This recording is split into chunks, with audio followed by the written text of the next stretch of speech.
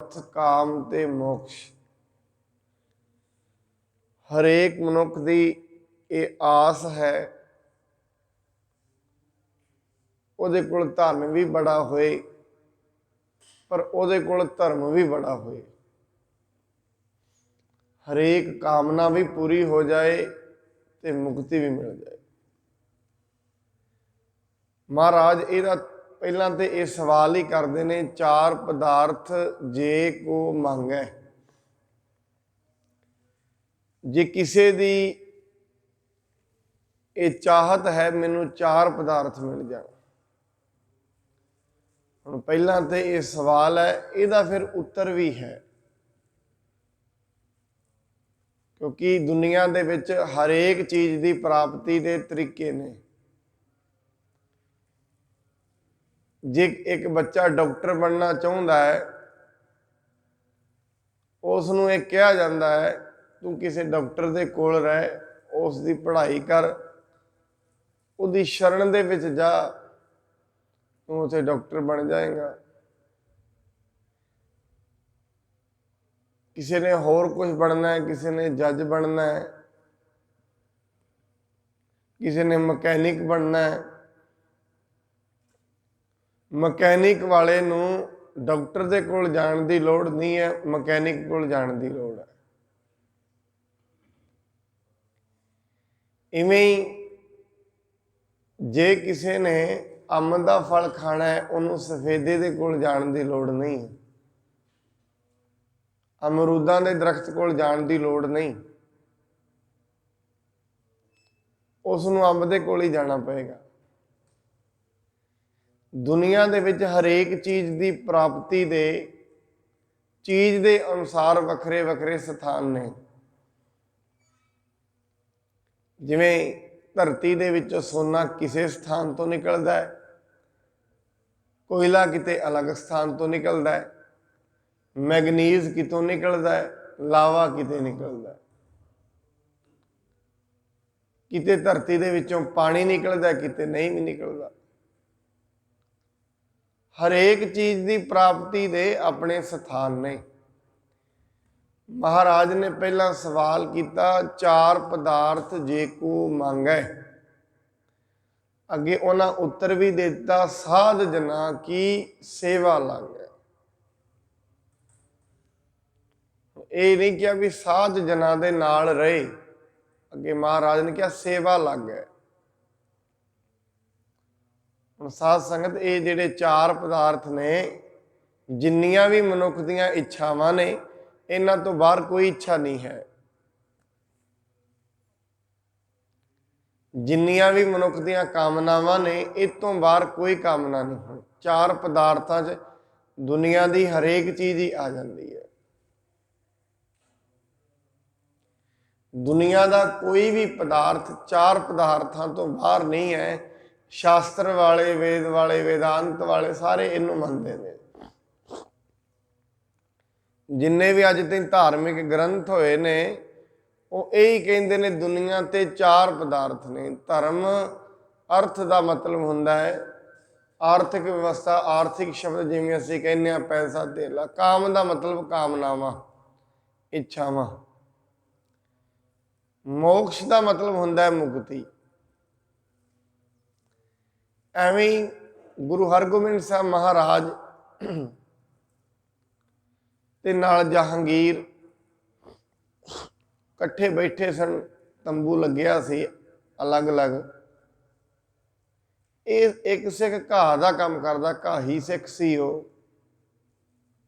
ਉਹਨੂੰ ਪਤਾ ਲੱਗਿਆ ਸੱਚੇ ਪਾਤਸ਼ਾਹ ਇੱਥੇ ਆਏ ਨੇ ਤੇ ਮੈਂ ਜਾ ਕੇ ਉਹਨਾਂ ਨੂੰ ਮਿਲਾਂ। ਉਹ ਆਪਣਾ ਉੱਥੋਂ ਤਿਆਰ ਹੋਇਆ,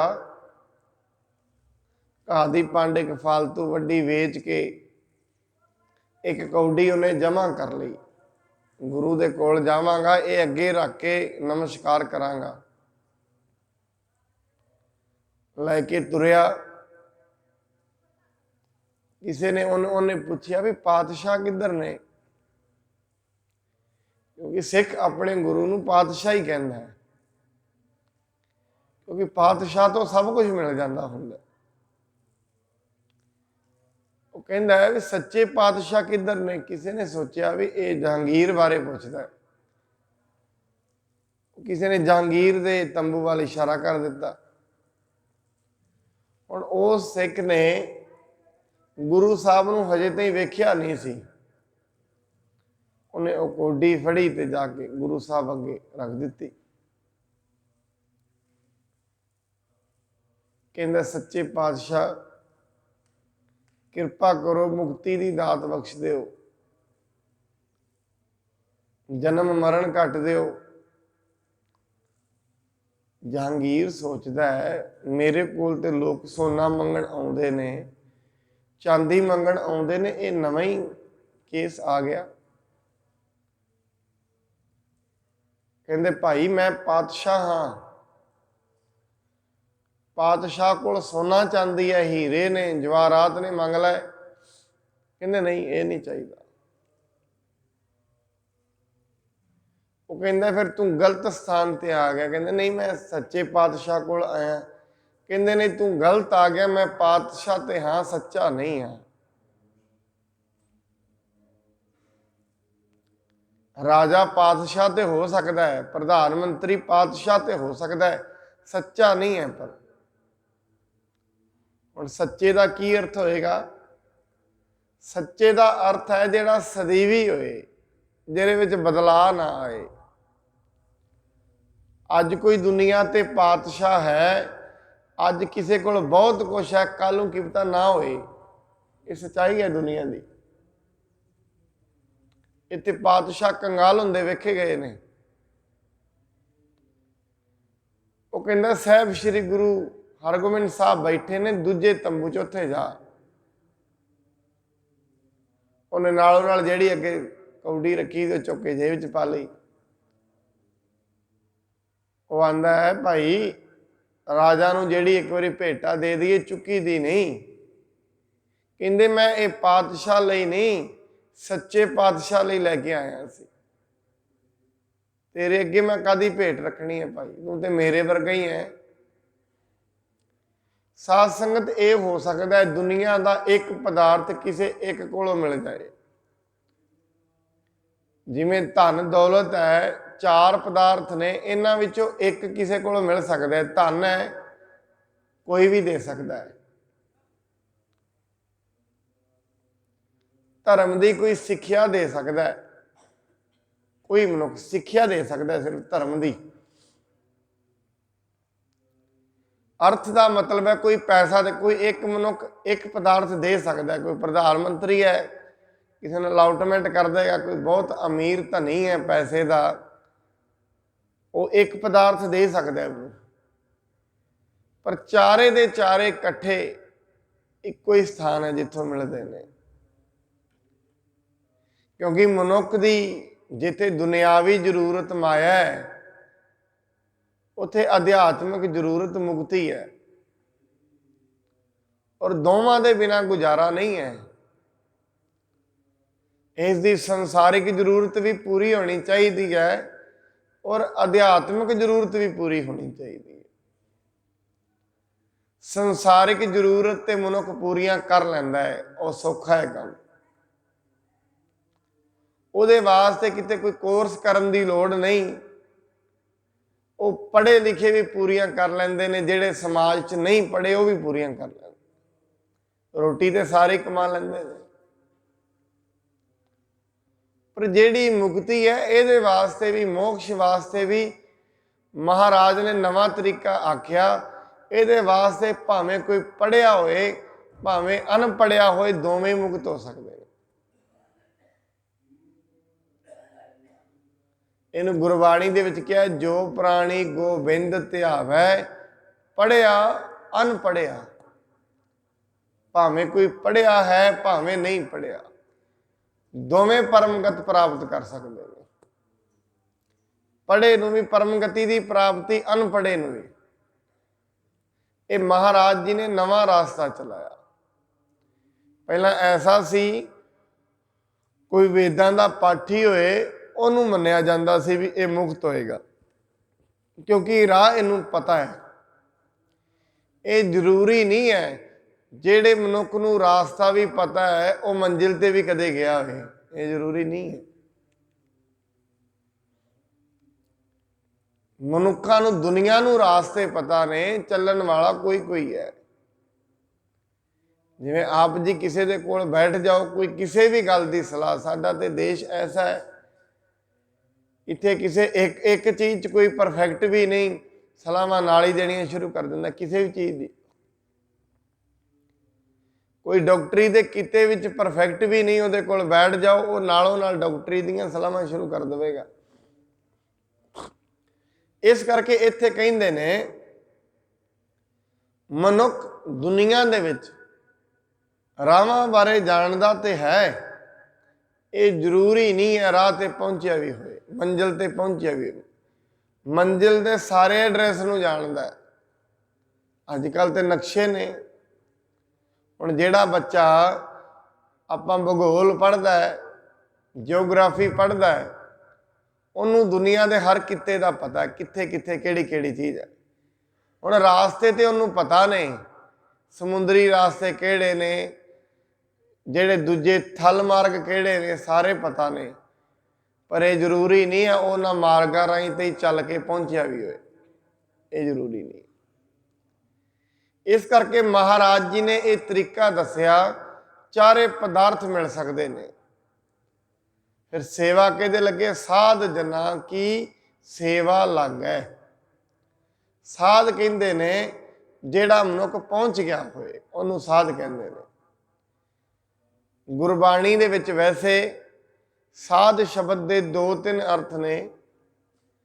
ਮਹਾਰਾਜ ਕਈ ਵਾਰੀ ਕਿਸੇ ਨੂੰ ਬੁਲਾਉਣ ਵਾਸਤੇ ਵੀ ਸਾਧੋ ਸ਼ਬਦ ਯੂਜ਼ ਕਰਦੇ ਨੇ, ਪਰ ਇੱਥੇ ਸਾਧ ਦਾ ਅਰਥ ਹੈ ਗੁਰਮੁਖਾਂ ਦੀ, ਜਿਹੜੇ ਪਰਮਾਤਮਾ ਦੇ ਦਰ ਤੇ ਪ੍ਰਵਾਨ ਹੋ ਗਏ ਨੇ, ਉਹਨਾਂ ਦੀ ਸੇਵਾ ਵਿੱਚ ਲੱਗੇ। ਉਹਨਾਂ ਕੋਲ ਰਾਸਤਾ ਪੁੱਛੇ ਉਹ ਕਿਵੇਂ ਪਹੁੰਚੇ ਨੇ। ਔਰ ਇਹ ਤੇ ਇਵੇਂ ਵੀ ਕਹਿੰਦੇ ਨੇ, ਜੇ ਕਿਤੇ ਕੋਈ ਜਪਣ ਵਾਲਾ ਆਪਣੀ ਮੌਜ ਵਿੱਚ ਆ ਜਾਏ, ਆਪਣੀ ਕਿਰਪਾ ਵਿੱਚ ਆ ਜਾਏ, ਉਹ ਇਹ ਚਾਰੇ ਪਦਾਰਥ ਦਿੰਦਿਆਂ ਟਾਈਮ ਲਾਉਂਦਾ ਵੀ ਨਹੀਂ। ਇਵੇਂ ਗੁਰੂ ਸਾਹਿਬ ਮਹਾਰਾਜ ਜੀ ਦੇ ਕੋਲ ਸਿੱਖ ਤੁਰ ਕੇ ਆਏ। ਇੱਕ ਸਿੱਖ ਪੁੱਛਦਾ, ਮਹਾਰਾਜ ਸਾਨੂੰ 4 ਪਦਾਰਥ ਚਾਹੀਦੇ ਨੇ, ਕਿਉਂਕਿ ਇਹ 4 ਪਦਾਰਥ, ਮੈਂ ਆਪ ਜੀ ਨੂੰ ਫੇਰ ਕਹਿ ਦਿਆਂ, ਦੁਨੀਆ ਦਾ ਕੋਈ ਵੀ ਪਦਾਰਥ ਇਹਨਾਂ ਤੋਂ ਬਾਹਰ ਨਹੀਂ ਹੈ। ਮਨੁੱਖ ਦੀ ਜਿੰਨੀ ਭੱਜ ਦੌੜ ਹੈ ਇਹਨਾਂ 4 ਵਾਸਤੇ ਹੀ ਹੈ। ਧਾਰਮਿਕ ਦੁਨੀਆ ਵਿੱਚ ਮੁਕਤੀ ਵਾਸਤੇ ਹੈ, ਤੇ ਜਿਹੜੀ ਸੰਸਾਰਿਕ ਦੁਨੀਆ ਇਹਦੇ ਵਾਸਤੇ, ਅਰਥ ਵਾਸਤੇ ਹੈ, ਕਾਮਨਾਵਾਂ ਵਾਸਤੇ ਹੈ। 2 ਚੀਜ਼ਾਂ, ਧਰਮ ਤੇ ਮੋਕਸ਼ ਅਧਿਆਤਮਕ ਨੇ, ਕਾਮਨਾ ਤੇ ਨਾਲ ਜਿਹੜਾ ਦੂਜਾ ਹੈ ਅਰਥ ਹੈ, ਇਹ ਦੁਨਿਆਵੀ ਨੇ।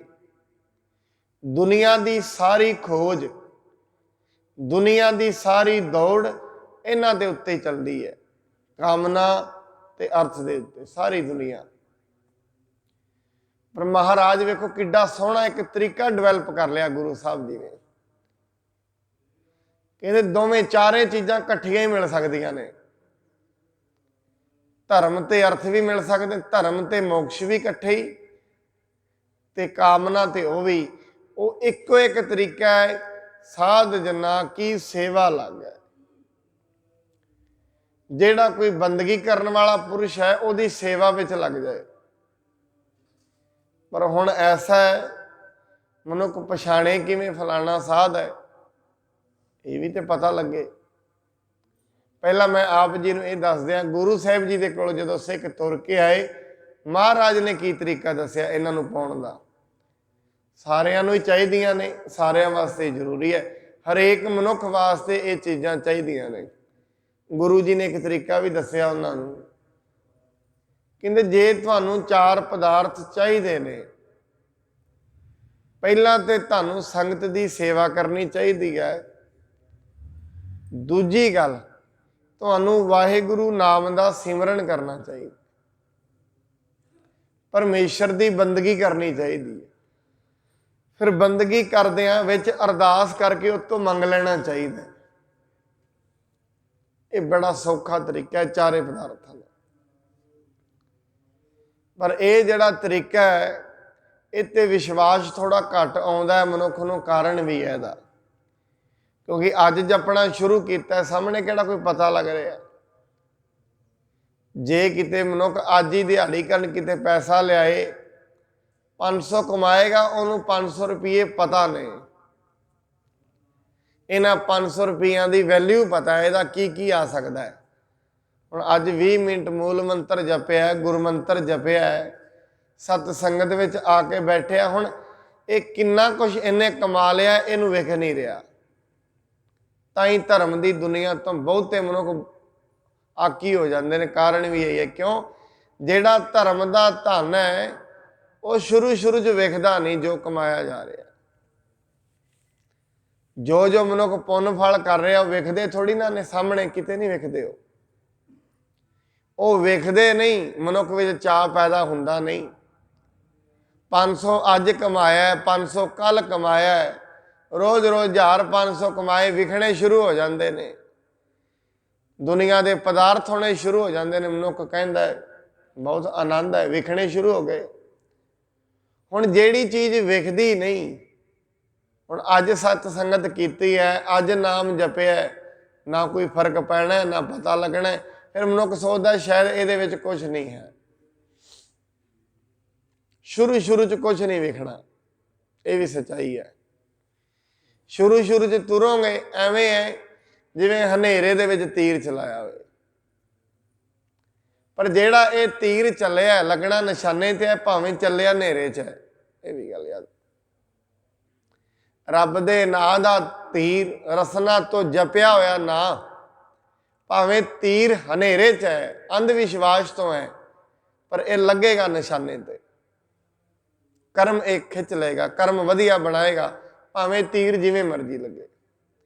ये जेड़ा बीज असी जिवें जिमीदार है, जेड़ा जिमीदार बीज बींदा है ना, भावें उन्होंने पता ना होए ये बीज जेड़ा है कित्थे उगना है किवें नहीं, सिर्फ वो बीज देवे, बूटे नूं सिर्फ ला दवे, बाकी काम धरती ने अपने आप ही करना है, ला दवे बस। इवें मनुख रसना तो रब दे नां दा बीज लवे, बाकी काम परमेश्वर ने अपने आप ही करना है, साडा तो काम जपना है बस। इस करके जपना आरंभ कर दे, ज्यों ज्यों जपना आरंभ करता है प्राप्ति शुरू हो जाती है। पर एक गल होर भी है, किसे मनुख ने 100 किलो वजन सिर ते चुकिया होए, 100 किलो, उहदे चों 2 किलो ला लवो, 98 रहन दिए कि उन्होंने फर्क पैना है? कोई नहीं पैना। 98 विच की पता लगना, कुछ भी नहीं। हाँ, जे किते ओहदे उत्तों सीधा ही 20 किलो लै जाए, वो कहेगा कुछ राहत मिली है। इवें जेडे पाप ने ये इन्ने इकट्ठे हो गए ने, माड़ियां वासनावां ने, माड़े जड़ियां अंदर तरंगा ने इन्नियां ज़्यादा ने। अज थोड़ा जा नाम जपीदा लैंदियां तो है इन्नियां ने, महसूस हुंदा ही नहीं। किते लगातार चलदा रहे, महीने 2 च कोई 20% थल्ले लैणगियां, मनुख कहेगा सौखा हो गया, पहला नालों ठीक आ। इस करके ये पहला तो तरीका गुरु जी ने अज की कथा च यह दसिया। जे किसी नूं 4 पदार्थ चाहिए ने, वो साध जना की सेवा लगे। साध कौन? जिन्हें अपने मन नूं साध लिया, अपनियां अखां नूं साध लिया, अपने कन्नां नूं साध लिया, अपनी जीभ नूं साध लिया, अपने पैरों नूं, मन नूं साध लिया, सारे ही सद गए। साधन का मतलब यह है जिन्हों अपने मन की समझ आ गई है। असी उस मनुख चों अक्सर जिंदगी च जित जाते हैं जिहदे सानू गुण ते अवगुण पता हो। जे किसी तो जितना है, किसी वड्डे तो वड्डा भी मनुख होए, जे उहदे तो जितना है, उहदे गुण ते अवगुण पता होने चाहिए ने। अज पता हो जाने 1 मिनट च जित है, जेड़े उहदे अवगुण ने उन्हां ते सट मारो नाल ही जित है। इस करके दुनिया हरेक कोई मनुख एक दूजे तो जितना चाहता है, तां ही करके एक दूजे के औगण इकट्ठे करता है ते ਉਹਦੇ ਔਗਣਾਂ ਤੇ ਸੱਟ ਮਾਰਦਾ ਹੈ। ਜਿਹੜੀ ਚੀਜ਼ ਚੋਂ ਕਮਜ਼ੋਰ ਹੈ ਉਹਦੀ ਕਮਜ਼ੋਰੀ ਤੇ ਸੱਟ ਮਾਰਦਾ ਹੈ। ਮਹਾਰਾਜ ਕਹਿੰਦੇ ਨੇ ਮਨੁੱਖ ਉਹ ਮਨੁੱਖ ਜਿਹੜਾ ਸਾਧ ਲਿਆ ਜਿੰਨੇ ਮਨ ਨੂੰ, ਉਹਨੂੰ ਮਨ ਦੀ ਸਮਝ ਪੈ ਗਈ ਹੈ ਮਨ ਹੈ ਕੀ ਹੈ। ਅਸੀਂ ਬੜੀ ਵਾਰੀ ਇਹ ਸੋਚਦੇ ਹਾਂ, ਕਈ ਮਨੁੱਖ ਕਹਿੰਦੇ ਨੇ ਸਿਰਫ ਮਨ ਸਾਫ਼ ਹੋਣਾ ਚਾਹੀਦਾ ਹੈ, ਧਾਰਮਿਕ ਸਥਾਨ ਤੇ ਜਾਣ ਦੀ ਕੀ ਲੋੜ ਹੈ। ਜਿਹੜਾ ਹਜੇ ਤਾਈਂ ਇਹ ਗੱਲ ਕਹਿ ਰਿਹਾ ਹੈ ਉਹਨੂੰ ਹਜੇ ਮਨ ਦੀ ਸਮਝ ਨਹੀਂ ਹੈ। ਮਨ ਦੇ ਅੱਗੇ ਤੇ ਵੱਡੇ ਵੱਡੇ ਮਨੁੱਖ ਹੱਥ ਜੋੜ ਕੇ ਖਲੋ ਜਾਂਦੇ ਨੇ, ਮੈਨੂੰ ਛੱਡ ਦੇ। ਬੜੀ ਵਾਰੀ ਮਨੁੱਖ ਇੱਕ ਸਾਧਕ ਜਗਿਆਸੂ ਜਦੋਂ ਤੁਰਦਾ ਹੈ, ਬੜੀ ਵਾਰੀ ਇਹ ਬੇਨਤੀਆਂ ਕਰਦਾ, ਉਹਨੂੰ ਕਹਿੰਦਾ ਮਿੱਤਰ ਕਹਿ ਕੇ, ਸੁਣ ਮਨ ਮਿੱਤਰ ਪਿਆਰਿਆ ਮਿਲ ਵੇਲਾ ਹੈ, ਮੇਰਿਆ ਮਨਾ ਮੇਰੇ ਨਾਲ ਮੇਰੀ ਹੈਲਪ ਕਰ, ਮੈਨੂੰ ਮਾੜੇ ਪਾਸੇ ਨਾ ਲੈ ਕੇ ਜਾ, ਹੈਲਪ ਕਰ ਮੇਰੀ। ਹੁਣ ਪਹਿਲੀ ਗੱਲ, ਸਾਧ ਉਹ ਹੈ ਜਿਹਨੇ ਆਪਣੇ ਮਨ ਨੂੰ ਸਾਧ ਲਿਆ। ਗੁਰਬਾਣੀ ਦੇ ਵਿੱਚ ਸ਼ਲੋਕ ਸੰਸਕ੍ਰਿਤੀ 'ਚ ਸਾਰੇ ਦੇ ਸਾਰੇ ਲੱਛਣ ਵੀ ਲਿਖੇ ਨੇ ਮਨ, ਜਿਹਨੇ ਮਨ ਨੂੰ ਸਾਧ ਲਿਆ। ਗਿਆਨ ਸਮ ਦੁੱਖ ਸੁਖੰ, ਜਿਹਦੇ ਕੋਲ ਦੁੱਖ ਤੇ ਸੁੱਖ ਬਰਾਬਰ ਹੋਣ। ਆਪ ਜੀ ਨੂੰ ਕਹਿੰਦੇ, ਇੱਕ ਵਾਰੀ ਇੱਕ ਸਾਧੂ ਦਰਖਤ ਦੇ ਥੱਲੇ ਬੈਠਾ, ਉਹਦੇ ਅੱਗੇ ਸਾਧੂ ਕਹਿ ਦਈਏ, ਕੋਈ ਮਨੁੱਖ ਕਹਿ ਦਈਏ, ਅਸੀਂ ਸਾਧੂ ਉਹਨੂੰ ਕਹਿੰਦੇ ਹਾਂ ਜਿਹਦੇ ਵਿੱਚ ਗੁਣ ਵੇਖ ਲਈਏ ਸਾਧ ਵਾਲੇ। ਅਸੀਂ ਉਸ ਮਨੁੱਖ ਨੂੰ ਡਾਕਟਰ ਕਹਿਣਾ ਸ਼ੁਰੂ ਕਰ ਦਿੰਦੇ ਹਾਂ ਜਿਹਨੂੰ ਦਵਾਈਆਂ ਬਾਰੇ ਪਤਾ ਹੋਏ। ਅਸੀਂ ਉਸ ਮਨੁੱਖ ਨੂੰ ਸਿਆਣਾ ਕਹਿਣਾ ਸ਼ੁਰੂ ਕਰ ਦਿੰਦੇ ਹਾਂ ਜਿਹਦੇ ਕੋਲ ਸਿਆਣਪ ਹੋਣ। ਉਸ ਮਨੁੱਖ ਨੂੰ ਸਾਧੂ ਕਹਿਣਾ ਸ਼ੁਰੂ ਕਰ ਦਿੰਦੇ ਹਾਂ ਜਿਹਦੇ ਕੋਲ ਤ੍ਰਿਸ਼ਨਾ ਨਾ ਹੋਏ, ਜਿਹਦੇ ਕੋਲ ਲੋਭ ਨਾ ਹੋਏ। ਦਰਖਤ ਦੇ ਥੱਲੇ ਬੈਠਾ ਇੱਕ ਮਨੁੱਖ ਆਇਆ, ਉਹ ਸੋਨਾ ਕਰੋੜਾਂ ਰੁਪਈਏ ਉੱਥੇ ਰੱਖ ਗਿਆ, ਚਲਾ ਗਿਆ। ਉਹ ਜਿਹੜਾ ਬੈਠਾ ਹੈ ਆਪਣੇ ਮਨ ਨੂੰ ਸਾਧ ਕੇ, ਜਿਹਨੇ ਮਨ ਨੂੰ ਜਿੱਤਿਆ, ਜਗਤ ਨੂੰ ਜਿੱਤਿਆ। ਜਗਤ ਨੂੰ ਜਿੱਤਣਾ ਕੀ ਹੈ? ਜਗਤ ਦੀ ਸਮਝ ਲੈ ਲਈ ਸਾਰੀ, ਕਿਹੜੀ ਚੀਜ਼ ਡਿੱਗਦੀ ਕਿਵੇਂ ਹੈ, ਸਭ ਸਮਝ ਆ ਗਈ। ਬੈਠਾ ਰਿਹਾ, ਇੰਨੇ 'ਚ ਇੱਕ ਦੂਜਾ ਮਨੁੱਖ ਆਇਆ, ਉਹ ਸਾਰਾ ਕੁਝ ਹੀ ਚੁੱਕ ਕੇ ਲੈ ਗਿਆ। ਜਿਹੜਾ ਉਹ ਮਨੁੱਖ ਵੇਖਦਾ ਹੈ, ਇਹਦੇ ਕੋਲ ਇੱਕ ਆਇਆ ਰੱਖ ਗਿਆ, ਦੂਜਾ ਆਇਆ ਚੁੱਕ ਕੇ ਲੈ ਗਿਆ, ਚੁੱਕ ਕੇ ਲੈ ਗਿਆ, ਇਹਨੂੰ ਤਾਂ ਕੁਛ ਨਹੀਂ, ਛੱਡ ਗਿਆ ਤਾਂ ਕੁਛ ਨਹੀਂ। ਇਹ ਕੈਸਾ ਮਨੁੱਖ ਹੈ? ਉਹਨੇ ਉਹਨੂੰ ਜਾ ਕੇ ਪੁੱਛਿਆ। ਉਹ ਆਂਦਾ, ਭਾਈ ਆਇਆ ਵੀ ਹੁਕਮ ਵਿੱਚ ਸੀ, ਚਲਾ ਵੀ ਹੁਕਮ ਵਿੱਚ ਗਿਆ। ਜੋ ਮੇਰੀ ਕਿਸਮਤ ਵਿੱਚ ਹੈ, ਭਾਵੇਂ ਤਾਲੇ ਤੇ ਬਾਹਰ ਹੀ ਪਿਆ ਹੋਏ, ਉਹਨੂੰ ਨਹੀਂ, ਕਿਸੇ ਦੀ ਨਜ਼ਰ ਹੀ ਨਹੀਂ ਜਾਂਦੀ ਉੱਥੇ। ਜੋ ਕਿਸਮਤ ਵਿੱਚ ਨਹੀਂ ਹੈ ਉਹਨੂੰ ਇਹ ਸਮਝ ਪੈ ਜਾਂਦੀ ਹੈ, ਜੋ ਕਰਮਾਂ ਵਿੱਚ ਹੈ ਉਹ ਆਪਣੇ ਆਪ ਹੀ ਆ ਜਾਂਦਾ ਹੈ। ਹੁਣ ਕਈ ਮਨੁੱਖ ਕਹੇਗਾ ਮਿਹਨਤ ਕਰਨ ਦੀ ਲੋੜ ਨਹੀਂ, ਮਿਹਨਤ ਵੀ ਉਹ ਆਪ ਹੀ ਕਰਾਉਂਦਾ ਹੈ, ਆਪ ਹੀ ਲੈ ਜਾਂਦਾ, ਪੈਣ ਦਿੰਦਾ ਹੀ ਨਹੀਂ। ਉਹਨੇ ਮਨ ਹੀ ਐਸਾ ਬਣਾਇਆ, ਕਿਸੇ ਨੂੰ ਸੌਣ ਦਾ ਹੁਕਮ ਹੀ ਨਹੀਂ ਦਿੰਦਾ। ਇਸ ਕਰਕੇ ਮਨ ਦੀ ਜਿਹਨੂੰ ਸਮਝ ਪੈ ਗਈ, ਮੈਂ ਫਿਰ ਕਹਿ ਦਿਆਂ, ਜਿਹਨੂੰ ਗੁਣਾ ਤੇ ਅਵਗੁਣਾ ਦਾ ਪਤਾ ਲੱਗ ਗਿਆ। ਵੱਡੇ ਵੱਡੇ ਰਾਜੇ ਹੁੰਦੇ ਸਨ ਨਾ, ਜਦੋਂ ਲੜਾਈ ਹੁੰਦੀ ਸੀ, ਉਹ ਇੱਕ ਹੀ ਚੀਜ਼ ਵੇਖਦੇ ਹੁੰਦੇ ਸੀ, ਜਿਹੜੇ ਸਾਹਮਣੇ ਦੇ ਨਾਲ ਲੜ ਰਹੇ ਆ ਉਹਦੇ ਵਿੱਚ ਕਮੀਆਂ ਕੀ ਨੇ। ਦੁਨੀਆ ਦੇ ਉੱਤੇ ਨੈਪੋਲੀਅਨ ਤੇ ਨੈਲਸਨ ਦੀ ਜੰਗ ਹੋਈ ਹੈ ਬੜੀ ਵੱਡੀ। ਨੈਪੋਲੀਅਨ 6 ਮਹੀਨਿਆਂ ਦਾ ਸੀ, ਉਹਦੀ ਮਾਤਾ ਬਾਹਰ ਗਈ ਹੋਈ ਸੀ, ਬਾਹਰੋਂ ਬਿੱਲਾ ਆਇਆ, ਉਹਦੀ ਛਾਤੀ ਤੇ ਬਹਿ ਗਿਆ। ਉਸ ਦਿਨ ਤਾਂ ਉਹ ਬਿੱਲੀਆਂ ਤੋਂ ਡਰ ਗਿਆ। ਨੈਪੋਲੀਅਨ ਏਡਾ ਵੱਡਾ ਯੋਧਾ, ਵੱਡੇ ਯੋਧਿਆਂ 'ਚ ਨਾਮ ਆਉਂਦਾ ਹੈ ਨੈਪੋਲੀਅਨ ਬੋਨਾਪਾਰਟ ਦਾ, ਹਰੀ ਸਿੰਘ ਨਲਵੇ ਦੇ ਬਰਾਬਰ। ਵੱਡੇ ਵੱਡੇ ਸ਼ੇਰਾਂ ਨੂੰ ਦਿਆਂ ਮੂੰਹਾਂ ਨੂੰ ਪਾੜਨ ਵਾਲਾ ਨੈਪੋਲੀਅਨ। ਜਿਸ ਦਿਨ ਜੰਗ ਹੋਈ ਨੈਲਸਨ ਦੇ ਨਾਲ, ਉਹਦਾ ਨੈਲਸਨ ਨੂੰ ਪਤਾ ਇਹਦੀ ਕਮਜ਼ੋਰੀ ਪਤਾ ਲੱਗ ਗਈ ਕਿਸੇ ਤੋਂ। ਇਸ ਕਰਕੇ ਅਕਸਰ ਇਹ ਕਿਹਾ ਜਾਂਦਾ ਹੈ, ਆਪਣੀ ਜਿਹੜੀ ਕਮਜ਼ੋਰੀ ਹੈ ਕਿਸੇ ਨੂੰ ਵੀ ਨਾ ਦੱਸੋ। ਇਹ ਮੈਂ ਚਲੋ ਨੈਤਿਕ ਗੱਲ ਕਰ ਰਿਹਾ, ਧਾਰਮਿਕ ਤੇ ਨਹੀਂ ਹੈ। ਗੁਰੂ ਨੂੰ ਛੱਡ ਕੇ ਆਪਣੀ ਕਮਜ਼ੋਰੀ ਕਿਸੇ ਨੂੰ ਨਾ ਦੱਸੋ। ਕਾਰਨ ਕੀ ਹੈ? ਜਿਹਨੂੰ ਦੱਸੋਗੇ ਉਹਨੇ ਪਤਾ ਨਹੀਂ ਕਦੋਂ ਮਿੱਤਰ ਨੇ, ਕਦੋਂ ਦੁਸ਼ਮਣ ਹੋ ਜਾਣਾ ਹੈ, ਕੋਈ ਪਤਾ ਨਹੀਂ। अपनी कमजोरी किसी नूं भी दसनी नहीं चाहिए। ये कोई पता नहीं है जेड़ा अज दोस्त है कदों उन्हें साडा दुश्मन हो जाना है। इस करके जेड़े राजनीतिक लोग ने, बुद्धिजीवी लोग ने, महाराज ताई ते कहंदे ने अपने दुखों की गठड़ी किसी को ना खोली, तेरी कमजोरी का कोई लाभ ले लेगा।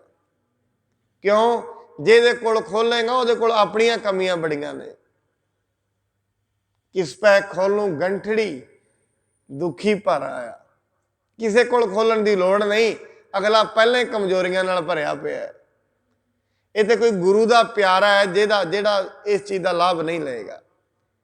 वो नैल्सन जंग के मैदान च बिल्लियां लै गया, नपोलीयन जदों ही बिल्ली के सामने होया हथियार छड्ड गया। वो जंग नपोलीयन तो नैल्सन जित गया, कारण कमजोरी। हुण महाराज कहंदे ने जेड़े मनुख ने अपने मन नूं साध लिया उन्होंने कहंदे ने साध है, ते जिन्हें मन नूं साध लिया उन्हें जगत की हर वस्तु का ही भेद ले लिया। अगे महाराज कहंदे ने अगला बड़ा बचन महाराज कमाल दा करदे ने, जे को अपना दुख मिटावे। हुण दुख ते हरेक किसी नूं ने, ऐसा कोई मनुख नहीं है जिन्हों दुख ना होण। किसी नूं कोई धार्मिक दुख है, किसी नूं कोई राजनीतिक दुख है, किसी नूं आर्थिक दुख, दुख सारियां नूं ही ने। महाराज कहते जे किसी ने दुख मिटाउणा होए उहदा की तरीका है। वेखो गुरु साहब मेरे साहब ने छोटियां छोटियां पंक्तियां च दुनिया के बड़े वड्डे वड्डे तरीके दस दिते। जे को अपना दुख मिटावे, अपना जे कोई दुख मिटाउणा चाहुंदा है, वड्डे तो वड्डा भी दुख होए। क्योंकि साध संगत जिवें आयुर्वेदिक दवाई है ना, जड़ों रोग नूं लैंदी है, गुरु की बाणी जिहड़ी है वो जड़ों फड़दी है रोग नूं। इस करके आयुर्वेदिक दवाई लंबी खानी पैंदी है। आ जिहड़ी एलोपैथी है नालों नाल ये रोग नूं खत्म नहीं करती, ये रोग के लक्षण बंद करती। अज की रिसर्च ये कहती है जिहड़ी अज की दवाई असीं खाने आ ये रोगां नूं नहीं खत्म करती, ये रोगां के लक्षण खत्म करती है। जिवें किसी नूं जुकाम हो गया, खंघ हो गई, ये खंघ आउणी ढा देगी, लक्षण अंदर बीमारी बनी रहेगी। खंघ तो सिर्फ लक्षण सी वो बंद हो गया। पर जिहड़ी आयुर्वेदिक कहंदे वो जड़ों लैंदी है मनुख 6 एवें गुरु की जिहड़ी बाणी है ये मनुख जदों जदों पढ़दा है महाराज कहंदे असर तो करदी है हौली हौली। क्यों? जड़ों लैना है ना रोग, इन्हें जड़ों कढ़ना है रोग नूं बाहर। जे को अपना दुख मिटावे, जे कोई मनुख अपना दुख मिटाउणा चाहुंदा है उहदे वास्ते महाराज जी फॉर्मूला दसदे ने, जे को अपना दुख मिटावे हर हर नाम हृदय सद गावे। हरि दे नाम नूं अपने हिरदे विच सदा गाए। पहला तो मन विच ही जाएगा, हिरदे विच ते बाद विच आउंदा है। क्योंकि हिरदा अलग चीज़ है, मन अलग चीज़ है। पहला तो रसना ते ही आएगा, जाप हौली हौली मन विच जाएगा। जिस दिन मन नूं अनुभव हो गया फिर हिरदे विच पहुँच जाता है। इस करके हिरदे तो गाए, गुरु जी ने यह कहा हिरदे तो। हुण जे कोई रसना नाल गा रहा है तो कि मेरे दुख मिटे नहीं, क्यों नहीं मिटे? हिरदे तो नहीं गाया। हिरदा अलग चीज़ है साध संगत, ये नहीं भी दिलों दिलों गाए, पर दिलों उदों गाई जाती है कोई भी चीज़ जो अगली चीज़ के फायदे नुकसान पता लग जाए। एक माँ अपने पुत्र नूं प्यार मन नाल नहीं, जबान नाल नहीं करती, दिलों करती है। दूजे दे पुत्र नूं प्यार हरेक कोई दिलों नहीं करता, जबान नाल करता है, दिलों थोड़ी ना करता है। अपने पुत्र नूं प्यार दिल नाल है, दूजे दे बच्चे नूं प्यार जबान नाल है। इस करके गुरु जी कहते हैं नाम जिहड़ा है ये हिरदे नाल गा। हजे तो जबान नाल है, वाहिगुरु वाहिगुरु बोलना है जबान नाल है। इस करके जबान नाल दुनिया लखां वारी गुरबाणी पढ़ लई है, लखां वारी जबान नाल। अज तई मन ते भी नहीं पहुंची, हिरदे की तो गल ही दूर है। जिन्हां दे हिरदे ते पहुंच जानी है उन्हां दी मिसाल मैं आप जी के सामने रखा। दिल्ली का चांदनी चौक होए, ਸੀਸ ਤੇ ਆਰਾ होए हिरदे च बाणी है। मन च जबान ते नहीं है, कली हिरदे विच है। जो जबान बोल रही है हिरदा उन्होंने कबूल करता है। बड़ी बारी ऐसे शब्द ने मनुख मुख तो ते बोलता है, वह हिरदा उन्होंने कबूल नहीं करता हुंदा। जिन्होंने बाणी कहती है जिन मन होर मुख होर से कांडे कच्चा। कई बारी मन कुछ कहता है, मैं कई बारी इहदा उदाहरण लैना हुन्ना। मनुख की दुकान ते बैठा होए, दुकान ते किन्ने लोग आउंदे ने, सारिਆਂ ਨੂੰ ਚਾਹ पानी पुछदा, सारिਆਂ ਨੂੰ कोई दिलों थोड़ी ना पुछदा, जुबान नाल सुला मारदा है। जदों कोई अपना रिश्तेदार हो जाता उन्होंने दिल नाल कहंदा है। देखो इत्थों ये अर्थ है। किन्ने लोग आ रहे ने, वो जबान नाल ओदी आदत बन गई है, चाह पी के जाओ। हुण उह दिलों थोड़ी ना कह रहा भी पी के ही जानी है ना। जिस दिन कोई अपना सका संबंधी बह जाता है, उन्होंने कहता पी के ही जानी है, वह दिल नाल कहंदा। जबान ते दिल दोवें ताई करके वह भी बह जाता है। साध संगत जदों जबान ते दिल दोवें मिलते हो ना, दोवें कट्ठे होण, जिहड़ी चीज़ नूं दिल भी मनदा होए जबान भी मनदी होए, वो चीज़ अगले ते असर कर जाती है बड़ी छेती।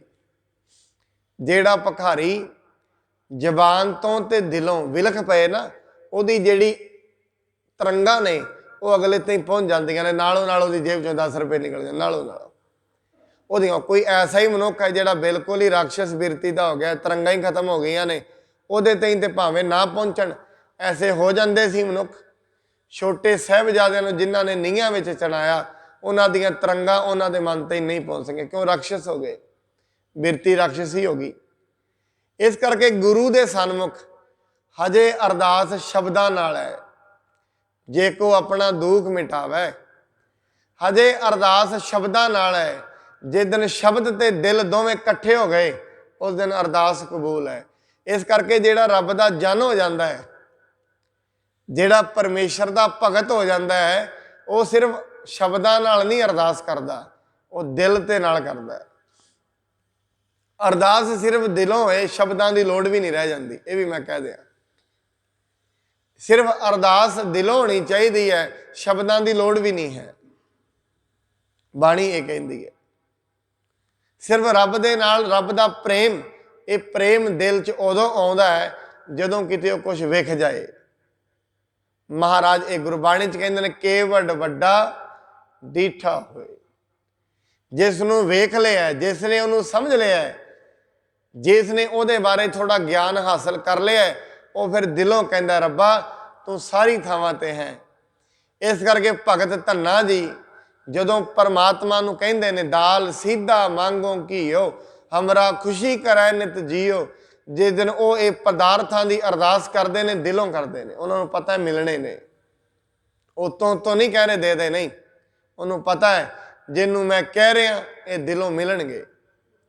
हुण महाराज कहते हैं जे कोई अपना दुख मिटाउणा चाहुंदा है, दुख सारियां नूं ने, रसना तो जाप शुरू करे, परमेश्वर की बंदगी शुरू करे। सिर्फ वाहिगुरु वाहिगुरु राम राम जो भी वो शब्द जाप करता शुरू कर दे। हौली हौली ये मन ते असर करेगा, मन बदलेगा, हौली हौली इनू अनुभव होएगा। जदों ही अनुभव हो गया दिल दे विच ये नाम पहुँच जाएगा। इस करके हजे मुख ते ही नाम है, अरदास भी मुख ते ही है। हजे धर्म की गल इस करके बड़े ऐसे लोग ने, आपां कहांगे रब दा नाम लैना, बाणी पढ़नी, कई ऐसे ने जिहड़े हुण ड्यूटी लाउंदे ने, आम मनुख करदा है तो सारा दिन ही जीभ तो नाम जपते हैं, सारा दिन ही गुरबाणी पढ़ते हैं, फिर अज तई असर क्यों नहीं होया, पहुँचती क्यों नहीं? क्यों? हजे तई जीभ ते है। ये जरूरी नहीं है जिहड़ी चीज़ जीभ ते होए वो मन ते भी पहुँचे, ये जरूरी नहीं है। जदों मन कहेगा मैनू ये चाहिए है, उस दिन मन ते ही पहुँचती है। महाराज कहते अपना दुख मिटाउणा है, हर हर नाम हृदय सद गावै। हुण गुरु ने तो यह तरीका दस दिता है, सारिया दुखों का इलाज भी दस दिता है। हृदय तो गाए, फिर वो हृदय ते ही पहुँचे, पहला रसना ते शुरू होए। जे किसी बीज ने दरख्त ते ही पहुँचना है, पहले उन्हें धरती दे विच ते बीजना पएगा।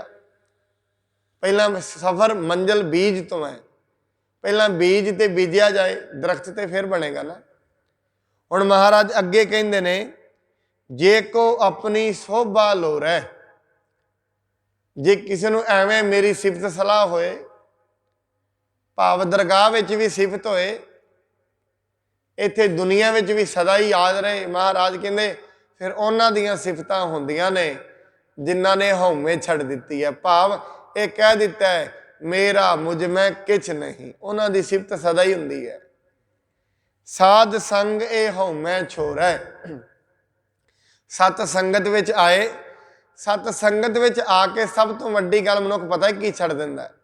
ਸਭ ਤੋਂ ਵੱਡੀ ਗੱਲ ਹਉਮੈ ਛੱਡ ਦਿੰਦਾ ਹੈ। ਕਿਉਂ? ਸਤ ਸੰਗਤ ਵਿੱਚ ਇਹਨੂੰ ਪਤਾ ਲੱਗ ਜਾਂਦਾ ਹੈ ਮੈਂ ਕੁਛ ਕਰ ਹੀ ਨਹੀਂ ਰਿਹਾ, ਸਭ ਕੁਝ ਹੋ ਰਿਹਾ ਹੈ।